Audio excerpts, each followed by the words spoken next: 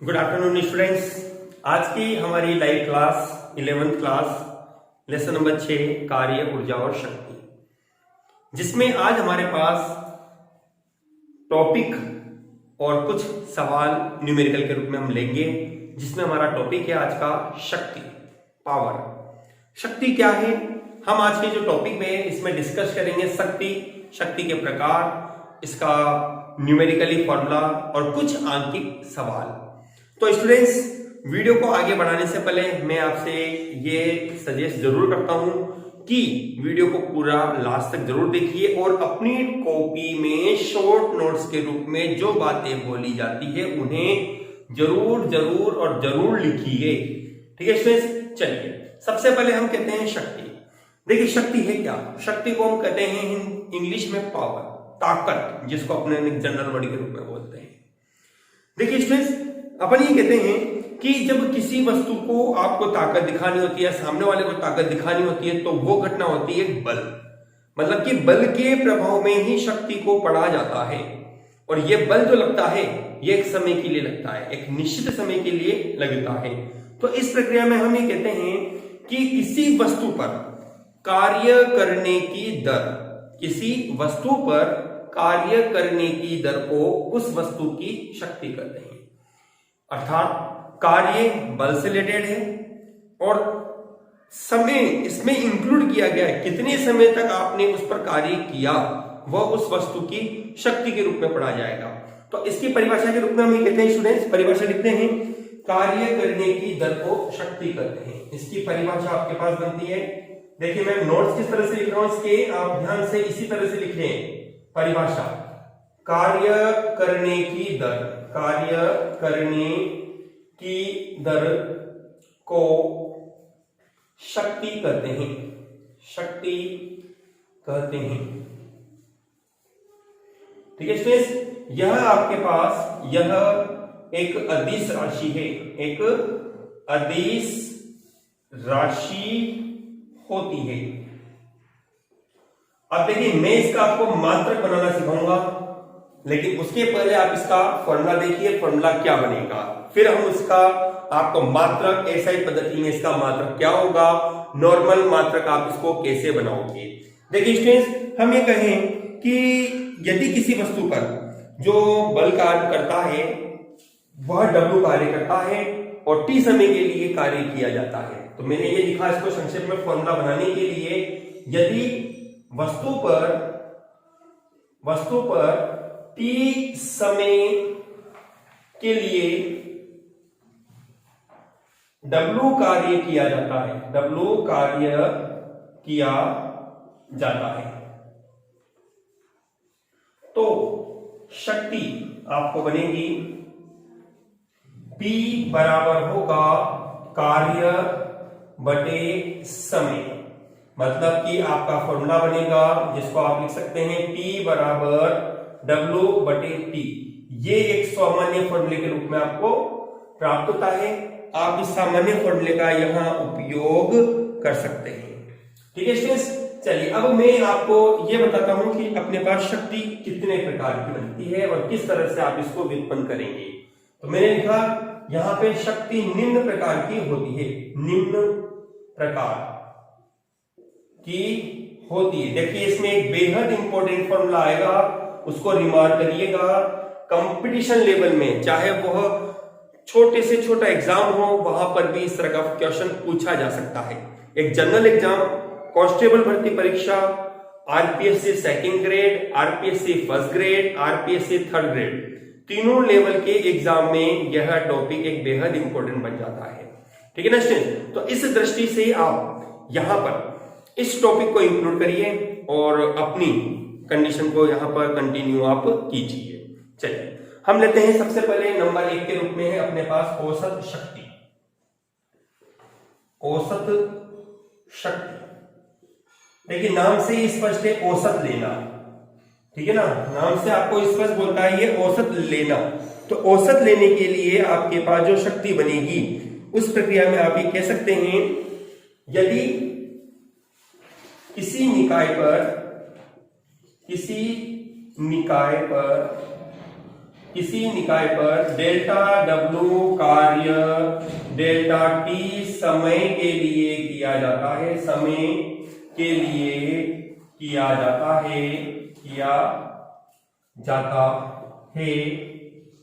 तो औसत शक्ति आपको बनेगी, औसत शक्ति आप लिख सकते हैं बराबर होगा डेल्टा W बटे डेल्टा T के रूप में।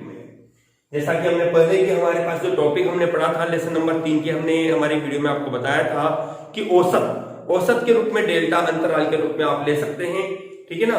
तो हमने ये कहा कि किसी वस्तु पर, जैसे मान लीजिए 2 सेकंड से 3 सेकंड के मध्य मैंने किसी वस्तु पर कार्य किया, 2 से 3 के मध्य, ठीक है ना, 2 से 3 सेकंड के मध्य मैंने किसी वस्तु पर कार्य किया और कार्य परिवर्तन होता है 3 जूल से 5 जूल।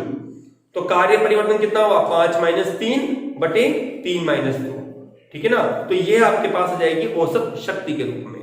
नंबर 2 के रूप में अपने पास है तात्क्षणिक या तात्कालिक शक्ति। नंबर 2 तात्क्षणिक या तात्कालिक भी इसको बोला जाता है। आप तात्क्षणिक शब्द याद रखिए क्योंकि ज्यादातर शब्द यही यूज में लिया जाता है, तात्क्षणिक शक्ति।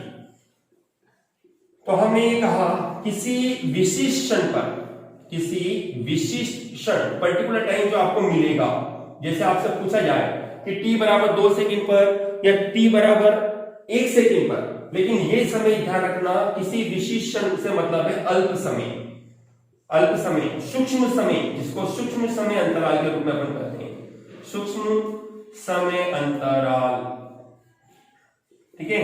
किसी विशिष्ट क्षण पर वस्तु या निकाय की शक्ति को तात्क्षणिक शक्ति कहते हैं, तात्क्षणिक शक्ति कहते हैं। देखिए तात्क्षणिक शक्ति जो बनती है वह आपके पास औसत शक्ति की सहायता से ही ज्ञात की जाती है, जिसके आधार पर हम ये कहते हैं P बराबर होगा डेल्टा W बटे डेल्टा T आपके पास है। तो इसको तात्क्षणिक रूप में जब आप चेंज कर रहे हैं तो P बराबर होगा limit delta T tends to 0 delta W बटे डेल्टा T। जैसा कि आपको हमने पहले भी बताया है, जब लिमिट ले ली जाती है तो ये राशि स्थायी रूप में बदल जाएगी और आप इसको लिख सकते हैं P बराबर होगा dW बटे dt। ये आपके पास आती है तात्क्षणिक शक्ति, जो औसत शक्ति के रूप में आपको फॉर्मूला प्राप्त करता है। देखिए स्टूडेंट्स, यह एक रिमार्क कर रहा हूं मैं यहाँ पर आपके पास, इस फॉर्मूले से एक बेहद इंपॉर्टेंट फॉर्मूला मैं आपको बनाने जा रहा हूं, जो आपके 12th क्लास में भी यूज में लिया जाता है। वहां डायरेक्ट फॉर्मूला, यही फॉर्मूला काम में लिया जाएगा डायरेक्ट, ठीक है ना। और न्यूमेरिकली क्वेश्चन में जो आज मैं आपको अपनी इस वीडियो में करवाऊंगा भी सही, वहां पर भी हम इससे रिलेटेड कुछ क्वेश्चन भी देखेंगे। तो पहले इस फॉर्मूले को बनाया, फॉर्मूला कैसे बनेगा उसके बाद अपन आगे डिस्कस करेंगे। देखिए मैंने इस फॉर्मूले को बनाने के लिए यहां इस तरह से कहा कि हम ये जानते हैं चूंकि कार्य की परिभाषा से हमारे पास कार्य बनता है dW बराबर होता है बल इंटू विस्थापन। पढ़ा है हमने ये? हाँ स्टूडेंट्स, अपने पढ़ा है ये। देखिए डॉट आ रहा है, मैं डॉट को हटाना चाहता हूं तो मैं लिखूंगा F ds cos theta, correct है।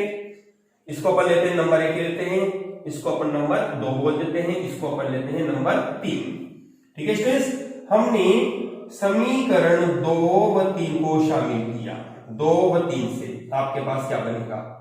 देखिए P बराबर, P शक्ति है आपके पास जो कि एक अदिश राशि बनती है, मैंने रिमार्क कर रखा है। अभी इसका मात्रक मैंने आपको नहीं बताया, मात्रक अभी हम बनाना सीखेंगे, ठीक है। P बराबर होगा, dW का मान रखा हमने F ds cos थीटा और बटे dt। देखिए ds विस्थापन और dt होता है समय, विस्थापन बटे समय वेग होता है। तो हम जानते हैं वेग v बराबर होता है विस्थापन ds अपॉन dt। तो आपको बनेगा ये फॉर्मूला P बराबर होगा f v cos थीटा। ये फॉर्मूला आपके पास आता है, आप इसको u भी लिख सकते हैं। P बराबर होगा f सदिश डॉट v सदिश। आप समझ गए कि कोस कहां चला गया, ठीक है ना, क्योंकि आपको जानकारी होनी चाहिए कि यह अदिश राशि है और अदिश राशि में आपको प्रदर्शित करने के लिए डॉट लगाना होगा, और जैसे ही आपने डॉट लगाया तो वो डॉट बदल जाएगा किससे, cos थीटा से, ठीक है। आपका फॉर्मूला कन्वर्ट हो जाता है, P बराबर होगा F सदिश डॉट V सदिश के रूप में, जो कि आपके पास बनेगी शक्ति के रूप में। आपके पास ये फॉर्मूले बेहद इंपॉर्टेंट फॉर्मूले हैं जिनको आपको याद भी होना चाहिए और आपको तैयार भी रहना चाहिए, जिसके आधार पर आप कोई भी क्वेश्चन जो होगा उसको आसानी से आप यहां हल कर सकते हैं। देखिए, यदि आप इसकी मैक्सिमम स्थिति भी निकालना चाहें तो मैक्सिमम शक्ति आप निकाल सकते हैं, ये नंबर 4 है।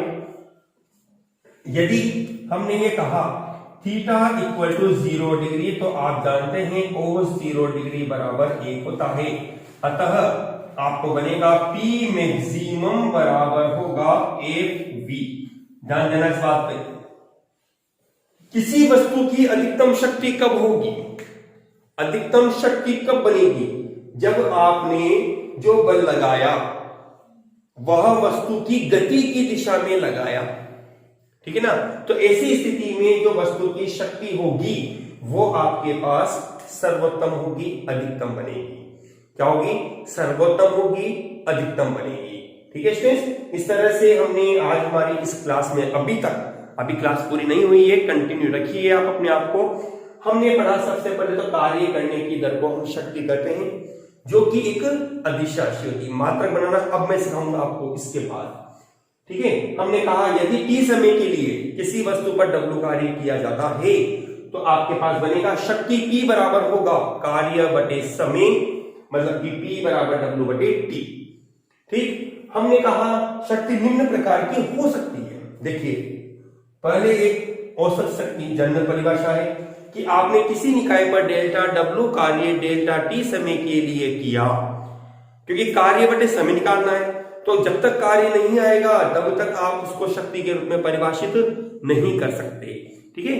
तो हमने कहा डेल्टा W कार्य डेल्टा T समय के लिए किया जाता है, तो इस प्रक्रिया में औसत शक्ति बराबर होगी डेल्टा W बटे डेल्टा T, ठीक। चलिए, नंबर 2 पॉइंट के रूप में हमने लिखा तात्क्षणिक शक्ति। तात्क्षणिक, तत्काल, क्षणिक तत्काल समय पर अर्थ बनता है इसका।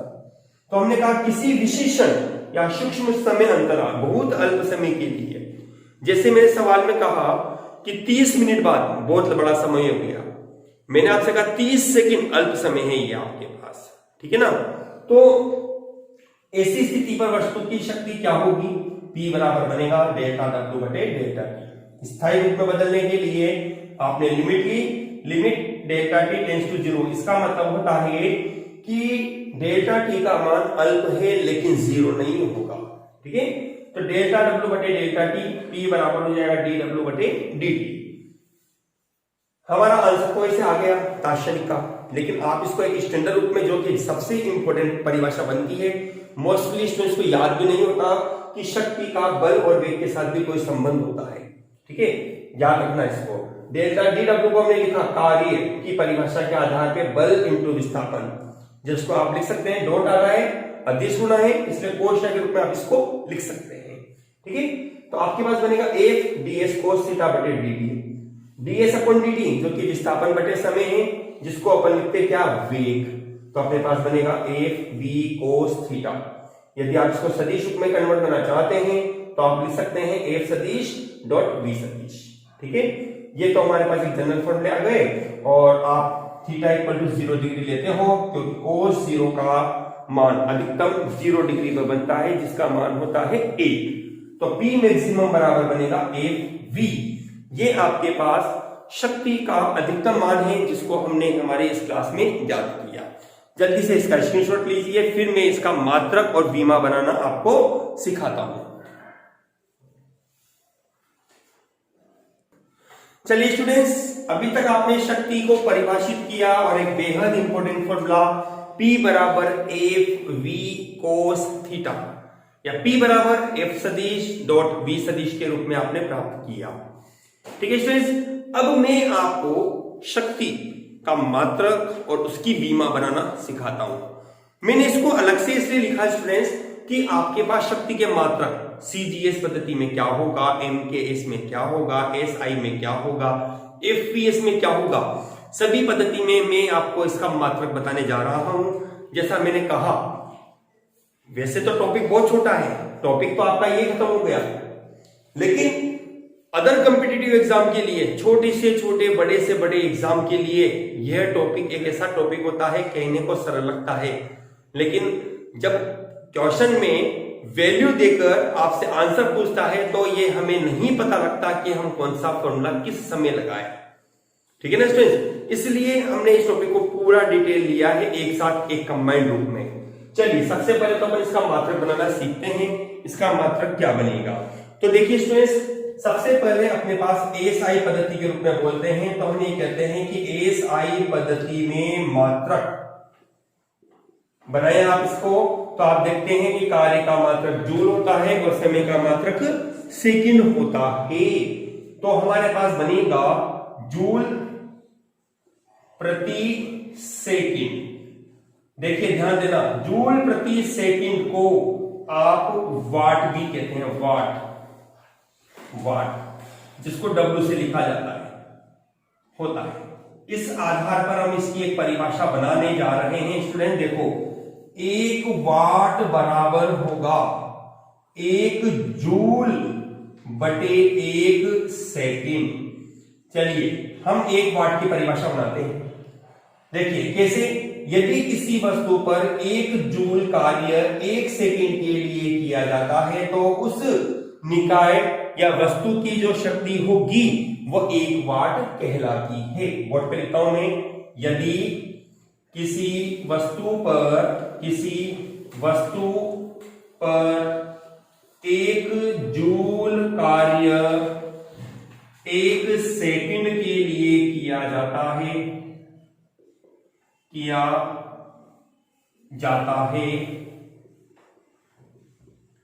तो वस्तु या निकाय की शक्ति 1 वाट कहलाती है।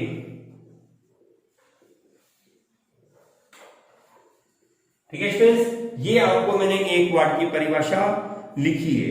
इसके अलावा स्टूडेंट्स, जो शक्ति है इसका सबसे छोटा मात्रक वाट के रूप में होता है और बड़ा मात्रक किलो वाट होता है। देखिए मैं स्टार पॉइंट डाल रहा हूं, रिमार्क कीजिए, सबसे छोटा मात्रक वाट व बड़ा मात्रक आपके पास होता है, बड़ा मात्रक जिसको आप लिखते हैं किलोवाट। किलोवाट का मतलब हो गया केडब्ल्यू। ठीक है ना, केडब्ल्यू का एक मान होता है 10⁻³ वाट के रूप में। किलो आ गया मतलब 10⁻³ वाट जनरल मात्रक आपके पास बन जाता है। ठीक है स्टूडेंट्स, सीजीएस पद्धति में यदि हम इसका मात्रक लेते हैं, सीजीएस जानते हैं आप, सेंटीमीटर ग्राम सेकंड। सीजीएस पद्धति में इसका मात्रक यदि आप पढ़ेंगे, देखिए कार्य आ रहा है, नीचे सेकंड है, कार्य का मात्रक होता है अर्घ। आपके पास बनेगा अर्घ बटे सेकंड के रूप में। सीजीएस पद्धति में जो शक्ति का मात्रक होता है अर्घ बटे सेकंड। एफपीएस पद्धति में लेते हैं तो फुट पाउंड प्रति सेकंड के रूप में इसको लिया जाएगा। एफपीएस पद्धति, एफपीएस में आपके पास बनेगा फुट पाउंड, इसको पाउंडर बोलते हैं, पाउंडर प्रति सेकंड, फुट पाउंडर प्रति सेकंड। ठीक है ना, इसका एफपीएस पद्धति में एक व्यवहारिक मात्रक भी होता है जिसे अश्व शक्ति के रूप में भी हम पढ़ते हैं, होता है। ध्यान देना इधर, ये सबसे ज्यादा प्रचलित मात्रक होता है शक्ति का। तथा व्यवहारिक मात्रक, व्यवहारिक का मतलब है सामान्य बोलचाल में, व्यवहारिक मात्रक अश्व शक्ति, जिसको हॉर्स पावर के रूप में हम कहते हैं, अश्व शक्ति होता है। आप जानते होंगे इसका अश्व शक्ति 1 HP हॉर्स पावर बराबर होता है 746 वाट के रूप में। कितना? 746 वाट के रूप में। ये तो हमने स्टूडेंट्स टोटल पढ़ा आपके पास मात्रक। चलिए अब बनाते हैं हम इसकी बीमा। बीमा क्या होगी? इसकी बीमा बनाने के लिए हमने पॉइंट लिया शक्ति P बराबर कार्य बटे समय। जैसा कि हम जानते हैं कार्य की जो बीमा बनती है बल इंटू विस्थापन के रूप में, तो बीमा बनेगी m1 L2 T-2 और बटे समय, समय की बीमा होती है T1। ध्यान रखिएगा बीमा सदैव कैपिटल लेटर में लिखी जाती है, बड़े कोष्टक का उपयोग किया जाता है। तो टोटल बीमा आपके पास बनेगी इसकी m1 L2 और T-3। ये आपके पास बीमा बनती है शक्ति। इस तरह से स्टूडेंट्स अभी तक हमने केवल पढ़ा शक्ति की परिभाषा, शक्ति का मात्रक, जिसकी विभिन्न पद्धतियों को हमने जाना। सीजीएस में क्या होता है, एसआई पद्धति में क्या होता है, एफपीएस में क्या होता है। ध्यान दीजिएगा जो बातें मैं आपको बोल रहा हूं उनको आपको विशेष याद रखना है। यहाँ पे एक तो ये पद्धति आपको कभी नहीं छोड़नी है, ये याद होना चाहिए। इसके अलावा एक जनरल 1 हॉर्स पावर में कितने वाट होते हैं, जो कि आपके पास यूज में लिया जाता है 746 वाट। 1 हॉर्स पावर बराबर होता है 746 वाट के रूप में, ठीक है ना। इसके अलावा 1 वाट की परिभाषा भी आपको जनरल याद होनी चाहिए। बाकी और इतना अपने लिए इंपॉर्टेंट नहीं है, लेकिन जो सिलेक्टेड पॉइंट है 1, 2 और ये तीसरा पॉइंट, इनको आपको जरूर याद भी होना चाहिए। बीमा बनाना आपको मैंने सिखाया है, आप बीमा आसानी से बना भी सकते हैं, ठीक है फ्रेंड्स। मैं अब आपको बताता हूं इससे रिलेटेड कुछ बेहद इंपॉर्टेंट न्यूमेरिकल्स जिसको अपन क्लास में पढ़ते हैं।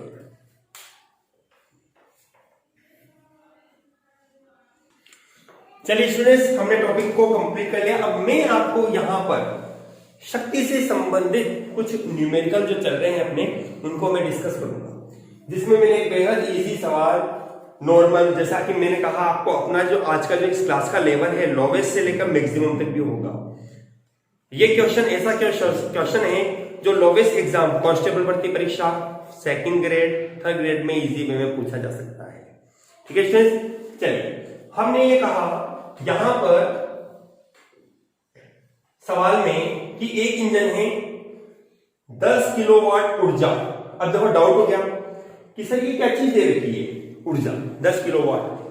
आप मात्रक से पहचानो इसको, मात्रक देता है ये वाट, तो तुरंत दिमाग में बात आ जाए शक्ति है आपके पास, तो क्या आ जाएगा P बराबर 10 किलो वाट। मतलब कि 10 किलो का मतलब होता है 10 की घात 3 और ये हो गया वाट। ऊर्जा उत्पन्न करता है, ठीक है, जिसके द्वारा 200 किलोग्राम वस्तु को, मतलब कि M बराबर देता है कितना 200 किलोग्राम 40 मीटर की ऊंचाई पर। H बराबर आपके पास है कितना 40 मीटर। कितना समय लगेगा, T आपको निकालना है। देखिए मतलब ऊंचाई पर वस्तु को ले जाना चाहता है ना। तो हम जानते हैं जब किसी वस्तु को पृथ्वी सतह से ऊंचाई पर ले जाया जाता है तो उस वस्तु पर किया गया कार्य W बराबर होता है mgh के रूप में। तो हमें कहेंगे चूंकि कार्य आपके पास बनेगा W बराबर होगा mgh, इसलिए P बराबर W बटे T आपके पास होगा।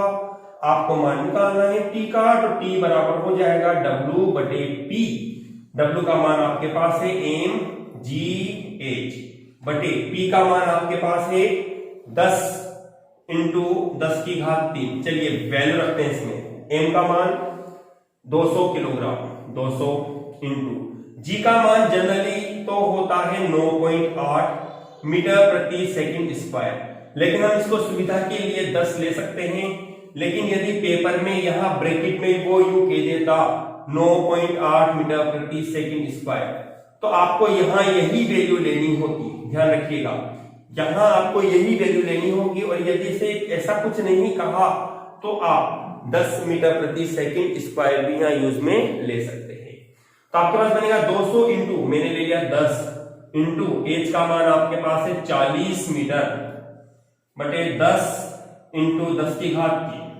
चलिए देखिए, पहले 10 की घात को चेंज करते हैं, 1 2 3 4, मतलब कि 10 की घात 4, 4 इंटू 2 8 होते हैं अपने पास, बटे 10 की घात 3 और 1 4, 10 की घात 4, 10 की घात 4 से 10 की घात 4 कैंसिल हो जाएगा, तो आपके पास बनेगा t बराबर होगा कितना, 4 सेकेंड। ये आपका पहले क्वेश्चन का आंसर बनता है। देखा कितना इजी सवाल है। बस केवल आपके पास क्वेश्चन तो बनेगी, क्वेश्चन बनेगा, सॉरी 8 बनेगा, 8 सेकेंड आपके पास बनेगा, यह 8 सेकेंड, गलती से 4 ध्यान देगा, 4 लिखने में आ गई, ठीक है। इस तरह से देखा आपने कितना इजी सवाल है आपके पास। ही केवल आपको करना क्या रहा, फॉर्मूला याद है, कुछ अपने माइंड का आपने यूज किया और आपने क्वेश्चन का सॉल्यूशन निकाल लिया। जल्दी से इसको आप अपनी कॉपी में लिखिए, फिर नेक्स्ट सवाल पर हम आते हैं।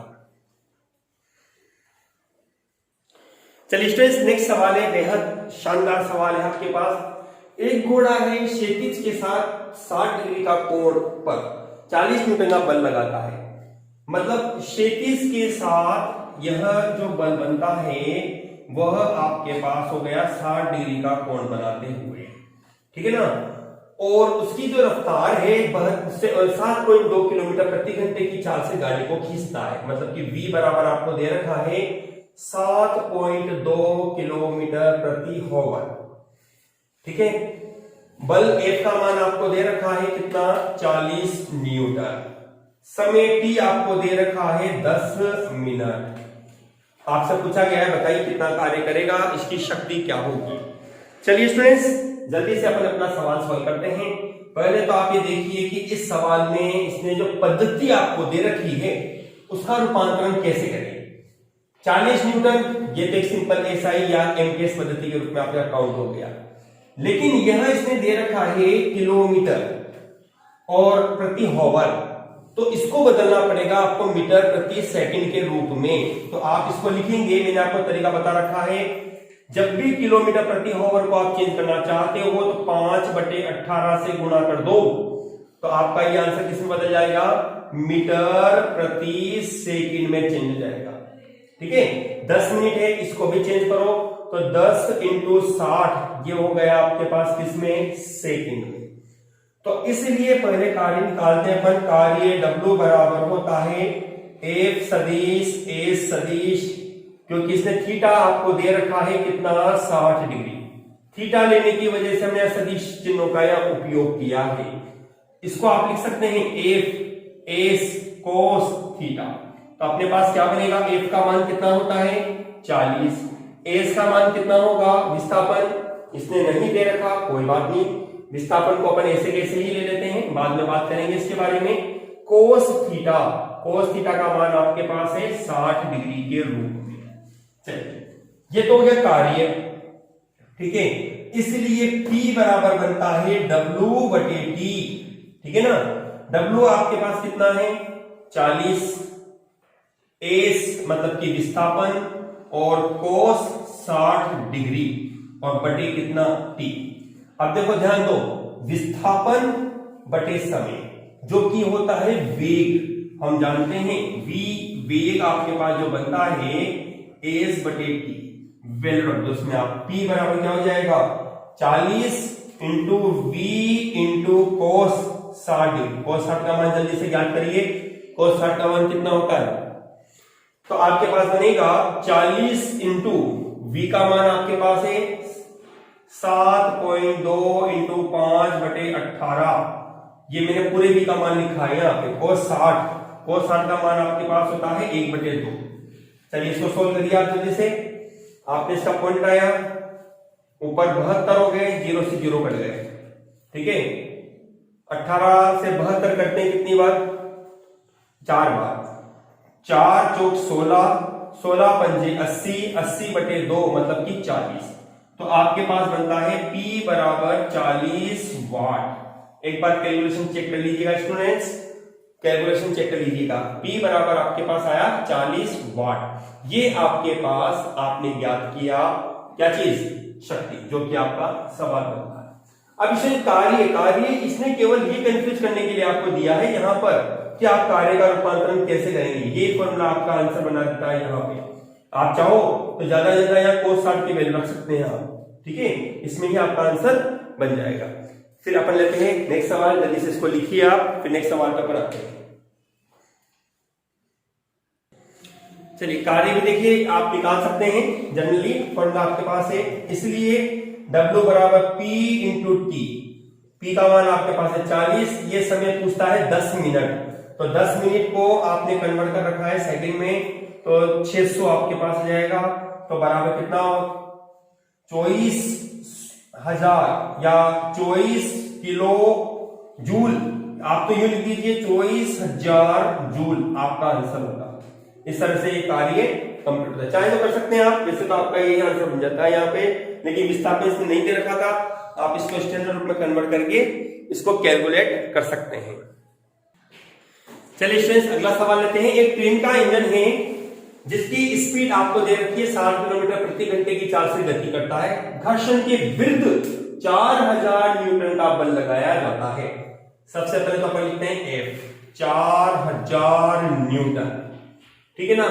स्पीड मतलब चाल आपको दे रखी है v बराबर 60 किलोमीटर प्रति हॉवर। अभी मैंने आपको बताया है, इसको मीटर प्रति सेकंड में चेंज करने के लिए आपने क्या किया, चलिए अपने पास हो गया 60 किलोमीटर प्रति हॉवर। जैसा मैंने आपको बोला, आप इसको जल्दी से मीटर प्रति सेकंड में कन्वर्ट करेंगे तो आप क्या करेंगे, इसको 5/18 से गुणा कर दीजिए, ये वैल्यू कन्वर्ट हो गई मीटर प्रति सेकंड के रूप में। ठीक है स्टूडेंट्स, ये वैल्यू चेंज हो गई किसमें, मीटर प्रति सेकंड के रूप में।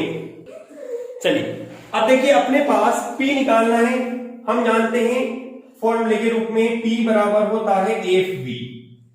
अनुदिश है, इसलिए cos इज इक्वल टू 1 के रूप में आपके पास बन जाएगा। इजी फॉर्मूला है, जल्दी से आप वैल्यू रखिए इसमें। P का मान है FV, F का मान है 4000, V का मान है 60 इंटू 5/18। हम इसको सोल्व करेंगे, कितना बनेगा हमारे पास, क्या बनेगा ये। चलिए जल्दी से इसको सोल्व कीजिए स्टूडेंट्स। इसको मैंने सोल्व किया है, इसका मान मेरे पास लगभग आ रहा है 66,680 वाट के रूप में। एक बार आप कैलकुलेट कर लेना स्टूडेंट्स, क्वेश्चन में एक बार आप इस क्वेश्चन को सोल्व कर लीजिएगा। मैंने ये अप्रोक्सीमेट वैल्यू आपको लिख दी है। आज की इस क्लास में मैंने आपको शक्ति क्या है, कितने प्रकार की होती है, इसके MKS, CGS, FPS, SI पद्धति में मात्रक मैंने आपको बताया।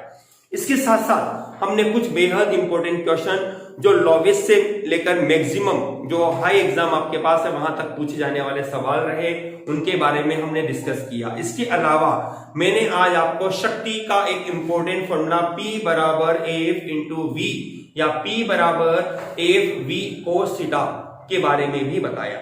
स्टूडेंट्स वीडियो के जो मैं पॉइंट्स आपको बोलता हूं अपनी कॉपी में नोट करके रखिए, आपकी फ्यूचर क्लासेस के लिए एक बेहद इंपॉर्टेंट क्लास होने जाती है, इसलिए आप ध्यान रखिए, इसको याद रखिए। Okay students, good bye, thank you students. Video को पूरा अवश्य देखिए और अधिक से अधिक शेयर कीजिए। Thank you.